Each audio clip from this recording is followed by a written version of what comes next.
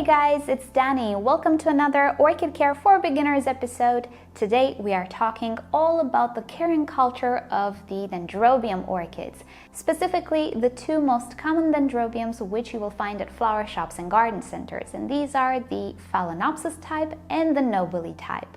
Now, even though both of them are Dendrobium orchids, they do take quite different type of care. So I will first start with the easiest of the two, which is the Dendrobium Phalaenopsis, and then the Dendrobium Nobile, which is not hard to maintain in a home. It just has some very specific needs which you should know about because they are very different than any other orchid we usually grow in our homes. Today's episode, along with our entire Orchid Care for Beginners series, is sponsored by repotme.com, who offers you everything you could possibly need to properly take care of your orchid, from media to fertilizer, pots, and all sorts of accessories. Some of the accessories that I will use in this care series and in today's video are provided by RepotMe, so I will link you to their website down below in the description. Feel free to visit them at any time. So without further ado, let's start by talking a little bit about the Dendrobium Phalaenopsis, why it's called that way, and what type of care it needs. Alright, so these are the so-called Dendrobium Phalaenopsis, and from the start let me tell you that they have nothing to do with Phalaenopsis orchids. They're not even related. The Dendrobium is a sympodial orchid and the Phalaenopsis is monopodial. It doesn't have pseudobulbs. But I believe the name derives from the very similar flower shape, or at least to some people it looks quite similar to the moss orchid, so I guess to some extent the name fits, but it can create a little bit of confusion, so just so you know, it doesn't really have any close relation to the Phalaenopsis orchid. Dendrobium orchids, just like other sympodials, create pseudobulbs which are connected through a rhizome. Due to the shape of these pseudobulbs though, we tend to call them canes because they're rather slender and in some cases they can grow quite tall. Along the cane on each side we have the leaves, resembling a little bit the Vanda orchids. Roots are produced at the base of the pseudobulbs, while flower spikes tend to be produced mainly towards the top of the canes, but it's not uncommon to have flower spikes a little further down the cane as well. Dendrobium Phalaenopsis tend to produce flower spikes whenever a pseudobulb is completely mature. And while typically each new cane will produce flower spikes, the older canes can actually rebloom again for quite a few years. So the more canes you have on your dendrobium, the better the bloom show. Each cane can actually produce multiple flower spikes, either in time across a few years span or at the same time. I actually have one that produced 2 flower spikes from the very same node on top of the cane. The better the care you provide, the better they will bloom actually.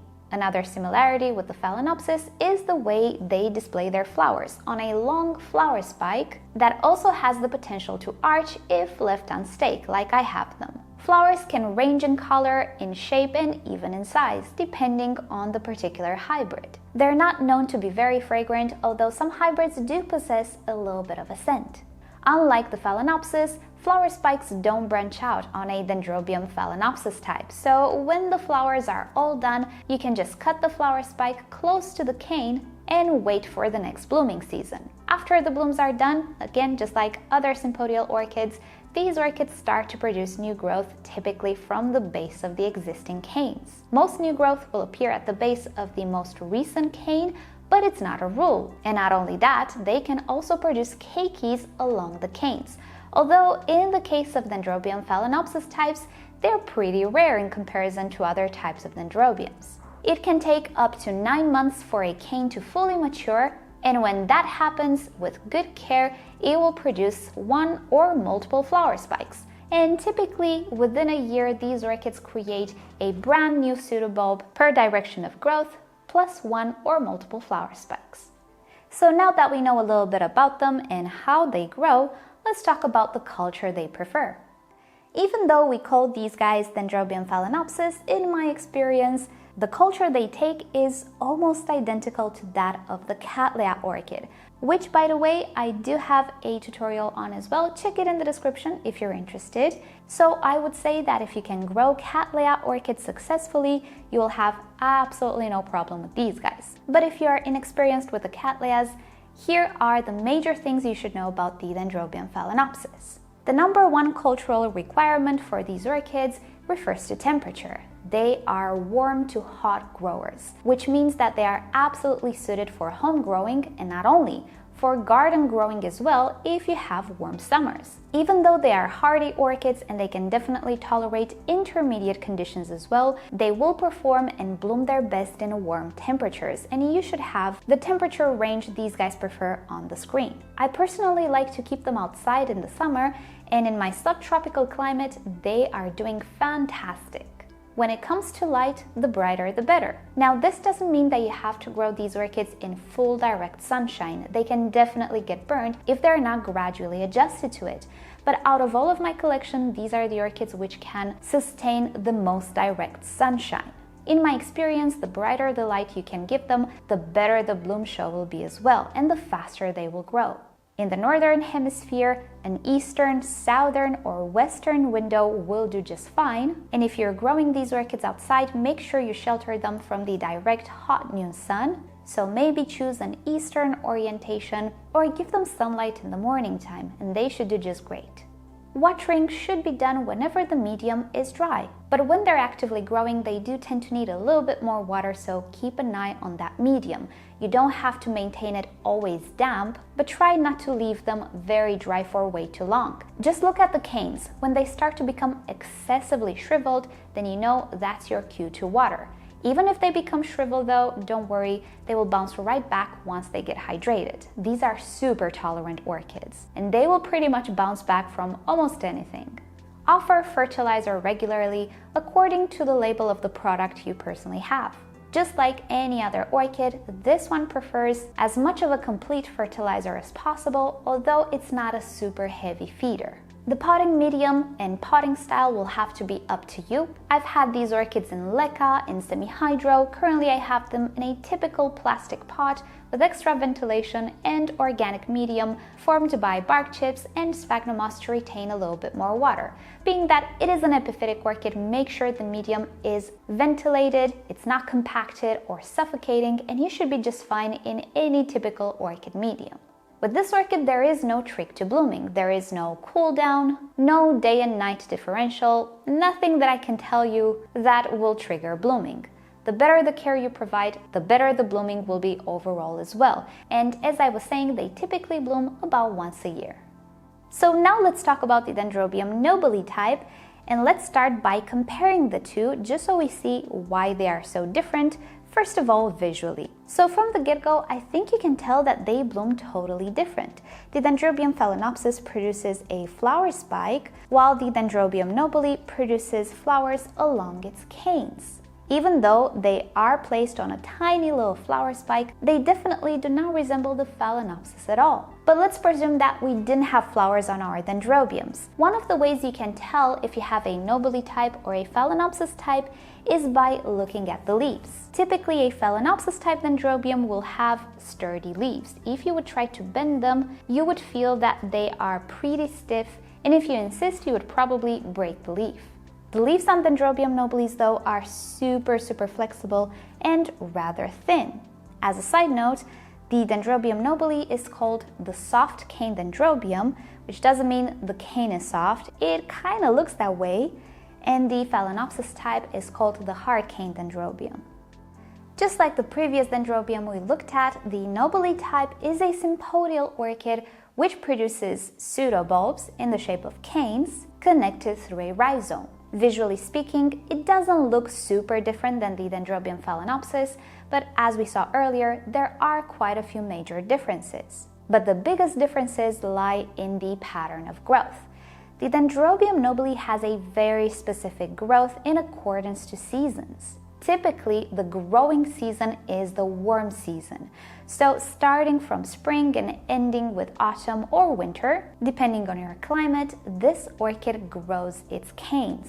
This can last anywhere from 4 to 6 months, depending on variety. In autumn or the beginning of winter, the fresh canes completely mature, time at which this orchid goes into a little bit of a break. It stops growing altogether, it does not produce new canes or flower spikes for that matter, and it seems like it's doing nothing. Typically, this is accompanied by lower temperatures, which actually promote blooming.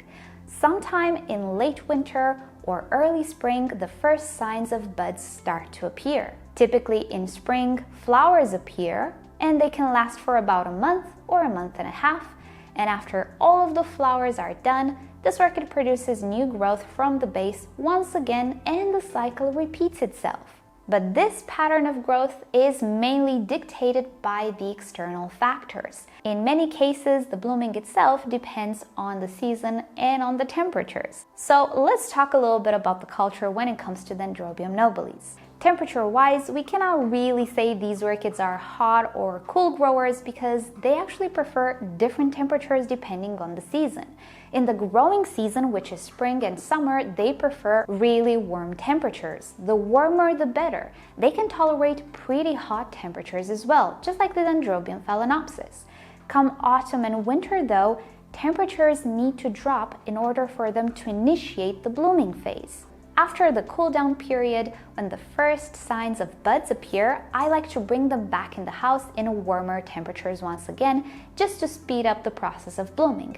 At that point, the orchid cannot go back. If the buds started to form already, they will not transform into keikis or just stop growing because you switch temperatures. They will become buds. And this is an experiment that I did quite a few years ago. When the new growth appear, I personally like to provide as much warmth as I can. Usually for me this happens in spring, so typically the temperatures are already pretty warm, and in the summertime I do keep them outside in the heat in even 40 degrees Celsius. When it comes to light, these guys really do enjoy their bright light, but I would not say they are as tolerant as the Dendrobium Phalaenopsis. So in your home, an eastern, southern, or western window will do just fine, but do make sure that you have a sheer curtain or maybe some blinds just to tone down a little bit that hot noon sun. Outside, I only provide sunshine in early morning. Throughout the day, they just have bright shade. Even though these orchids do appear to have a winter rest, I don't cut the light or put them in the dark. That actually doesn't help. I still provide pretty bright light because the orchid itself doesn't actually go dormant. It doesn't lose all of its leaves. It is common to lose some leaves, particularly on old growth during autumn time or during the low temperature phase, but this orchid does not lose new leaves and certainly does not become bare before it blooms. As far as watering is concerned, while the orchid is actively growing and producing new canes, it loves abundant watering. I actually do not let it go dry because the canes will shrivel so badly that the new growth will be affected. So during spring and summer, while the orchid is growing, I prefer to water it as the medium approaches dryness. The best way to determine when this is to just look at the canes. When they start to shrivel, give the orchid a good watering. In the winter phase, when the orchid is taking a rest, I barely water at all. Again, you will notice the pseudobulbs are not shriveling all that much, even though the orchid is completely bone dry.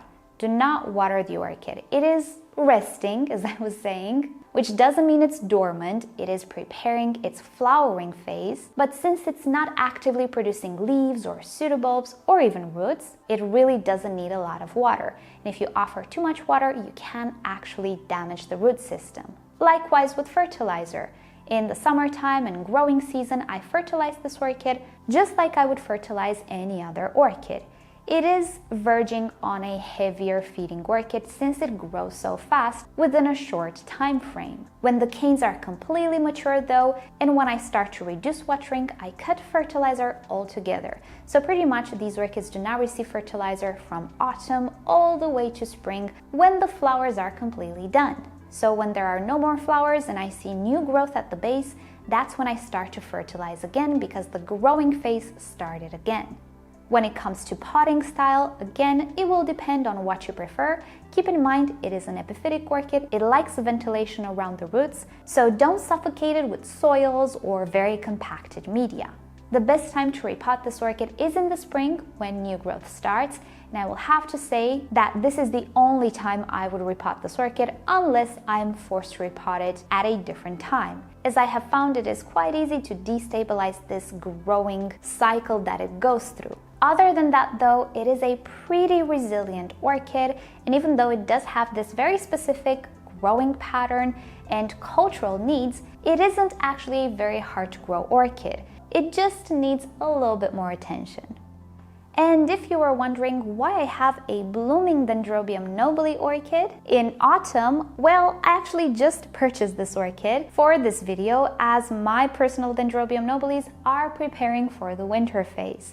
But because this orchid has such a distinct growing pattern, which heavily relies on season, nurseries can actually trick these orchids into blooming at whatever time of the year they like.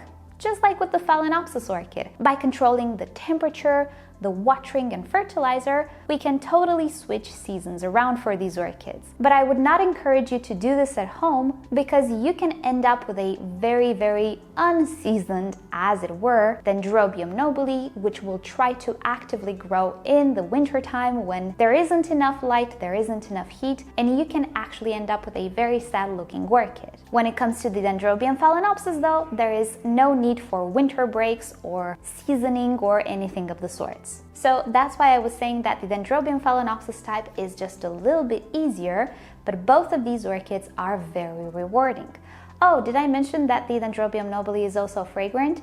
It is quite heavenly. I really like the fragrance of these orchids. So that is about it on Dendrobium orchids. I will share with you down below in the description some tips about repotting and other videos that I made regarding Dendrobiums, which will complement today's tutorial, and I hope this will be useful for you. If you'd like to transition from Phalaenopsis to another orchid, I think the Dendrobium Phalaenopsis is the best option. It is so easy to grow, so suited for home conditions, and furthermore, if you tend to live in a sunny, warm climate, I think they will be the best performing orchid you have, along with maybe the Cattleya. So with that said, thank you guys so much for watching. Hope you've enjoyed hanging out with me today. Thank you Repot Me for sponsoring this video and our entire Orchid Care for Beginners series. Subscribe to my channel for more orchid videos, tutorials, experiments, updates, and other fun orchid subjects. If you wish to support the channel, do consider becoming a member or visit the merch store linked down below in the description. You can also follow me on Instagram and Facebook. It's always nice to stay in touch there as well. And with that said, I'll see you all next time. Bye!